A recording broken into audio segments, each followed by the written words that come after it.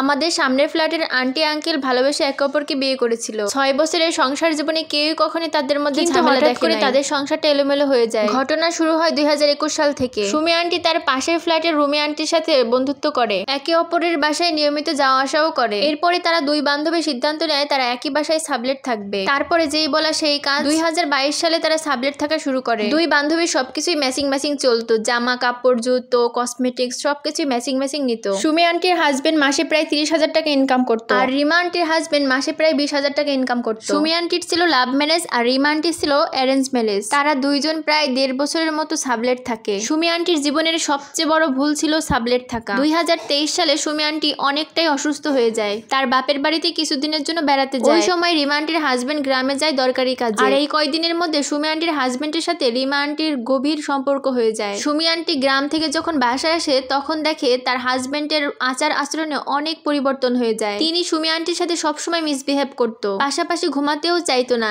একসাথে খেতেও বসতো না, সবসময় ইগনোর করতো। তখন সুমি আন্টি এই বিষয়টা রিমা আন্টির সাথে শেয়ার করে, কিন্তু কে জানতো এই রিমাই তার সংসার জীবনে কাল হয়ে দাঁড়াবে। এভাবে 2 মাস অতিবাহিত হওয়ার পরে সুমি আন্টি একদিন রিমা আন্টিকে বলতেছে, আজ আমি ডাক্তারের কাছে যাচ্ছি, তোমার ভাইয়া নাকি আমার সাথে যেতে পারবে না, তুমি চলো আমার সাথে। কিন্তু রিমা আন্টি তখন নানান বাহানা অজুহাত দেখাতে থাকে। এখানে বলে রাখি রিমা আন্টির স্বামী গার্মেন্টসে জব করতো। তখন রিমা আন্টি বলে, আপনার ভাইয়ের মাঝে মাঝে দিনে ডিউটি থাকে, মাঝে মাঝে রাতে ডিউটি থাকে, এজন্য আমি যেতে পারবো না। এসব কথা শোনার পরে সুমি আন্টি একা একা চলে গেল ডাক্তারের কাছে। তারপরে যখন বাসায় ফিরে তখন দেখে মেইন দরজা একদমই খোলা। তারপরে ভিতরে ঢুকে দেখে সুমি আন্টির হাজবেন্ড রিমা আন্টিকে খাইয়ে দিচ্ছে আর দুইজনে মিলে হাসাহাসি করছে। তারপরে সুমি আন্টি কোনো রিয়াক্ট করেনি, একদম চুপচাপ থাকে। তিনি তাকে এটা বোঝায় যে তিনি কোনো রকম সন্দেহ করেনি। তারপর থেকে সুমি আন্টি তার বান্ধবী আর তার জামাইকে চোখে চোখে রাখে। একদিন সুমি আন্টি যখন ঘুমাচ্ছিল তখন তার হাজবেন্ড রুম থেকে বের হয়ে রিমা আন্টির রুমে গিয়ে দরজা বন্ধ করে দেয়। তারপর হঠাৎ করে সুমি আন্টির ঘুমটাও ভেঙে যায়। তারপরে সে তার হাজবেন্ডকে খুঁজতে থাকে, কিন্তু কোথাও খুঁজে না পেয়ে রিমা আন্টির দরজা নক করতে থাকে, কিন্তু সে দরজাটা আর খোলে না। ভেতর থেকে রিমা আন্টি বলে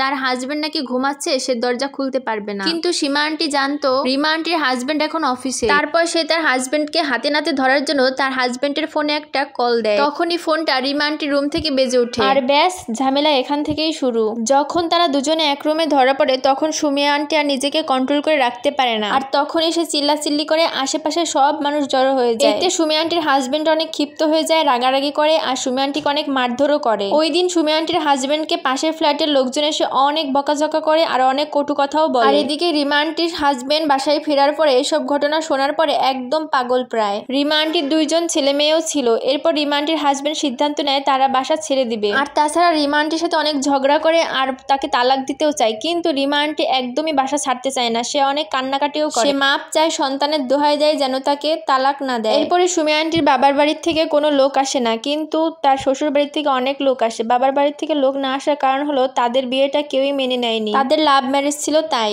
তারপরে অনেক মাপ চায়, বিচার সালিশ হয়, তারপরে রিমা আন্টি বাসাও ছেড়ে দেয়, কিন্তু বাসা ছেড়েও কোনো লাভ হয় না। এরপরে সুমি আন্টির হাজবেন্ড আরো খারাপ ব্যবহার করতে থাকে সুমি আন্টির সাথে। এরপরে আন্টি ধীরে ধীরে অসুস্থ হয়ে যায়। আমরা অনেক বোঝাতাম আন্টিকে। একদিন যারা একসাথে বসে খেত, একে অপরকে ছাড়া থাকতেই পারতো না, এখন তারা এক রুমে থাকে কিন্তু অপরিচিতদের মতো। আঙ্কেল ঠিক মতো বাজারও করতো না, আন্টি অনেক শুকিয়ে গিয়েছিল। সুমি আন্টি জানতো রিমা আন্টি অনেক দূরে কোথাও চলে গেছে, কিন্তু রিমা আন্টি বাসা ভাড়া নিয়েছিল তাদেরই এলাকার পাশে, আর সেখানে তার সুমি আন্টির হাজবেন্ড নিয়মিতই যাতায়াত করত, সেখানে বাজার করে নিয়ে যেত। আর আশেপাশের লোক যদি বলতো লোকটিকে, তখন সে জানাতো সে নাকি তাদের কাজিন। এই ঘটনা আবার সুমি আন্টির কানে গেলে সুমি আন্টি আবারও ডিপ্রেশনে চলে যায়। এরপর সুমি আন্টি আঙ্কেলকে ডিভোর্স দিতে চাইলে সে ডিভোর্সও দিত না। তারপরে ডক্টরের কাছে যাওয়ার পরে জানতে পারে তারা নাকি কখনোই বাবা মা হতে পারবে না, কারণ আঙ্কেলের শারীরিক সমস্যা ছিল। এই সময় সুমি আন্টি অনেকটাই ভেঙে পড়ে, কিন্তু তারপরের থেকে আঙ্কেল অনেক বেশি ভালো হয়ে যায়। না 5 ওয়াক্ত নামাজ পড়ে, আন্টির অনেক কেয়ার করে, ঠিকমতো বাজার সদাই করে। কিন্তু সেই রিমা নামের মেয়েটা অনবরতই আঙ্কেলকে রাত বিরাতে ফোন দিয়ে ডিস্টার্ব করতে থাকে। রিমা নামের ওই মেয়েটা ছিল অনেক লোভী, সে আঙ্কেলের কাছে সবসময় টাকা চাইতো। তার যে 2 বাচ্চা আছে তাও বোঝা যাইতো না, সবসময় ছোট ছোট পোশাক পরতো। তারপরে রিমা আন্টির হাজবেন্ড রিমা আন্টিকে নিয়ে অনেক দূরে গ্রামে চলে যায়, আর সুমি আন্টি সুখে শান্তিতে বসবাস করতে